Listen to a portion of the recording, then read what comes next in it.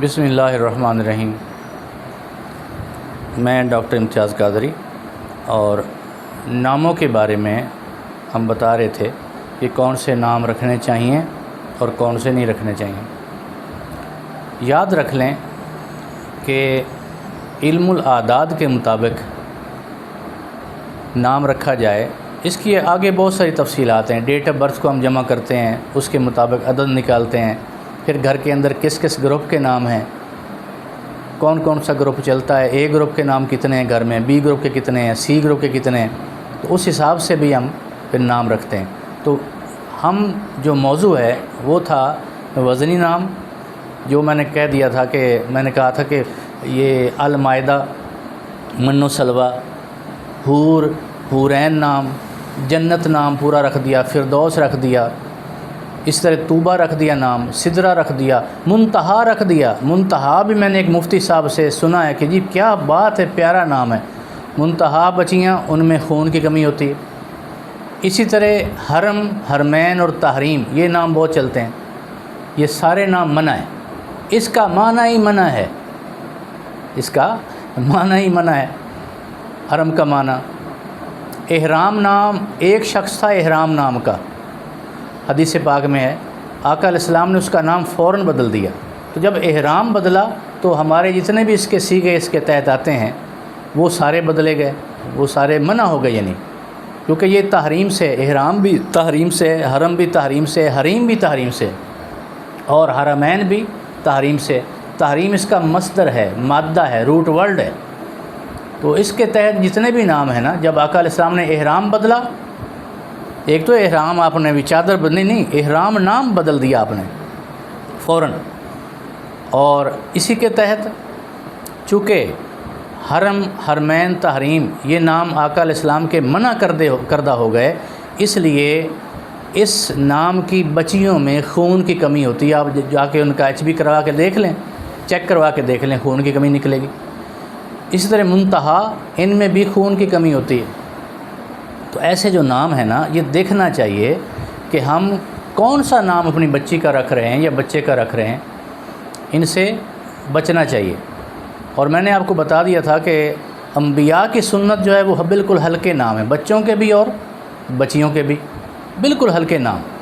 تو وہ ہلکے نام رکھیں گے تو بچے کی شخصیت جو ہے وہ نکھر کے سامنے آئے گی، نکھرے گی۔ اور اگر وزنی نام رکھ دیں گے تو بعض اوقات بچہ چڑچڑا ہو جاتا ہے، ضدی ہو جاتا ہے، بعض اوقات اس کو خون کی کمی ہو جاتی ہے۔ کئی مسائل ہو جاتے ہیں جب آپ بچوں کے چڑچڑے، یعنی وزنی نام رکھ دیں تو بچے چڑچڑے ہو جاتے ہیں۔ تو اس لیے نام رکھتے وقت کم از کم ماہرین علم الاعداد، لیکن بندہ پوچھے کس سے؟ الا ماشاء اللہ، نہ تو ہمارے علماء نے کوشش کی ہے یہ علم سیکھنے کی، نہ مفتیوں نے۔ نام کا معنی بتا دینا اور چیز ہے، مگر علم الاعداد کے تحت ناموں کا جو راز ہے، اس کا راز بتانا یہ الگ چیز ہے، کہ اس کے نتائج کیا ہوں گے ایسے ناموں کے، یہ الگ چیز ہے۔ تو میں زیادہ تر جو میری کوشش ہے وہ ناموں کے راز بتانے کی ہے، کہ ان کے کیا کیا اثرات ہوتے ہیں، کیا کیا ایفیکٹ پڑتے ہیں، شخصیت پہ کیا کیا اثر ہوتے ہیں۔ اب دیکھیے، حضور نبی اکرم علیہ السلام نے فرمایا کہ میرے نام کے ساتھ اپنی اولاد کے نام رکھا کرو، اور حدیث پاک میں ہے کہ محمد یا احمد یہ نام رکھا کرو۔ لیکن ہمارے لوگوں نے کیا سمجھا، انہوں نے محمد اور احمد کو اکٹھا کر دیا۔ اب محمد زمینی نام ہے، احمد آسمانی نام ہے۔ تو زیادہ جو آزمائشوں والا نام ہے نا، وہ احمد ہے، 8 عدد ہے۔ احمد نام کے بچے اکثر بیمار رہتے ہیں، سوکھے رہتے ہیں، سوکھے سڑے رہتے ہیں۔ اور جب ہم نے محمد اور احمد اکٹھا کر دیا تو ہم نے تو پھر زمین و آسمان کے کلابے ملا دیے۔ اس لیے اکیلا محمد نام رکھیں تو ہم سمجھتے ہیں کہ یہ بے ادبی ہے، اکیلا رکھیں تو، اور اکیلا احمد رکھیں تو بچہ جو ہے وہ بالکل سوکھ جاتا ہے۔ تو اس لیے وجہ اس کی یہ ہے کہ اکثر نبی یہ کہتے آئے کہ ہمارے بعد احمد آ رہا ہے، ہمارے بعد احمد آ رہا ہے، ہمارے بعد احمد آ رہا ہے۔ اور جب پیدا ہوئے آقا علیہ السلام تو اللہ نے زمین پر محمد چلایا ہے، احمد نہیں چلایا۔ یہ اب اللہ کی حکمتیں ہیں۔ تو محمد اور احمد یہ دو نام اکٹھے ایک شخص میں نہیں ڈال لے، بچہ ساری زندگی کشمکش کا شکار رہے گا، ساری زندگی۔ اکثر ایسا ہوتا ہے کہ اس نام کے ہاتھوں میں ڈگریاں ہوتی ہیں مگر نوکری نہیں ملتی، کئی مسائل ہوتے ہیں، آزمائشیں ہی آزمائشیں ہوتی ہیں۔ یہی وجہ ہے کہ ویسے تو ہر نبی کی ہر ادا اللہ پاک نے، کسی نبی کی کوئی بھی ادا ہے اس نے قیامت تک زندہ رکھی، جیسے آدم علیہ السلام۔ آدم علیہ السلام نے 2 نفل پڑھے تھے توبہ کے، اور وقت تھا فجر کا، تو اللہ پاک نے امت مسلمہ کی نماز فجر بنا دی، تاکہ جب ہم نماز فجر پڑھیں تو ہمیں آدم یاد آئیں اور ان کی توبہ یاد آئے۔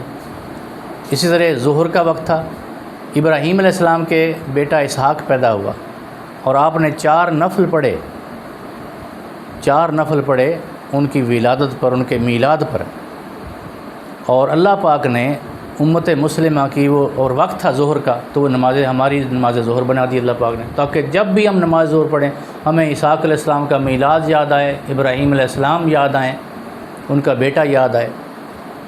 عزیر علیہ السلام وہ 100 سال کے بعد زندہ کیے گئے، آپ نے بھی خوشی میں 4 نفل پڑھے، وقت عصر کا تھا، تو اللہ پاک نے ہماری نماز عصر بنا دی، تاکہ جب ہم نماز پڑھیں ہمیں عزیر علیہ السلام یاد آئیں اور ان کی موت کے بعد کی زندگی یاد آئے کہ اللہ نے زندہ کر دیا تھا ان کو۔ اس طرح جو بات بتانے والی ہے وہ ہے ایوب علیہ السلام۔ ایوب علیہ السلام وہ طویل بیماری کے بعد آپ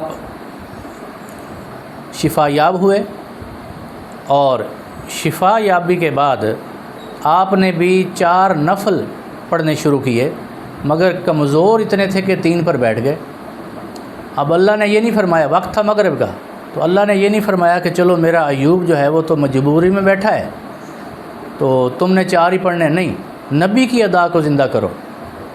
وہ 3 پہ بیٹھ گئے ہیں، تم 3 ہی پڑھو، حالانکہ یہ تک نہیں بنتا تھا، یا تو فرض جو ہیں 2 ہوتے ہیں یا 4 ہوتے ہیں، تو 3 فرائض بنا دیے صرف ایوب علیہ السلام کی مجبوری میں کہ آپ 3 پہ بیٹھ گئے۔ اسی طرح عشاء، وقت عشاء یونس علیہ السلام مچھلی کے پیٹ سے نکلے تو آپ نے خوشی میں 4 نفل پڑھے، وقت عشاء کا تھا تو اللہ پاک نے وہ ہماری نماز عشاء بنا دی، تاکہ ہم جب دیکھیں تو ہمیں یونس علیہ السلام یاد آئیں۔ اسی طرح یہ 5 نمازیں کسی نہ کسی نبی کی ادا ہے، تو یہ کون سی ادا ہے کہ اکثر نبی کہتے ہیں ہمارے بعد احمد آ رہا ہے، ہمارے بعد احمد آ رہا ہے، ہمارے بعد احمد آ رہا ہے، اکثر نبی کہتے ہیں، مگر جب پیدا ہوئے تو اللہ پاک نے زمین پر محمد نام چلایا ہے، احمد نام نہیں چلایا، کیونکہ اس میں آزمائشیں زیادہ تھیں۔